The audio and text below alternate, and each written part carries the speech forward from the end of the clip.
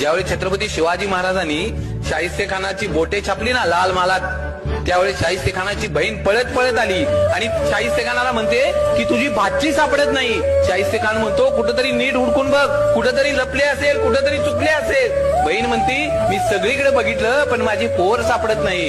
त्यावेळी ते शाहिस्ते खानाची बहीण म्हणते मला वाटतं छत्रपती शिवाजी राजांच्या मावळ्यांनी तिला पळवून नेला.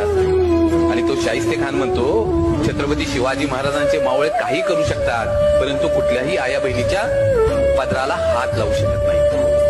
ही माझ्या राजाची पुण्य आहे. अरे तो औरंगजेब छत्रपती शिवाजी महाराजांचा सगळ्यात मोठा शत्रू, आणि ज्या दिवशी छत्रपती शिवाजी महाराजांची निधनाची बातमी त्याला कळते ना, त्यावेळी आपले दोन्ही हात त्या खुदाकडे करतो आणि त्या खुदाला मागणं मागतो, हे अल्लाह अपने जन्नत के दरवाजे खाली रखना, माँ बहनों की इज्जत करने वाला दुनिया का सबसे बड़ा योद्धा आपके पास आ रहा है. माझ्या राजाची ही पुण्य आहे ना.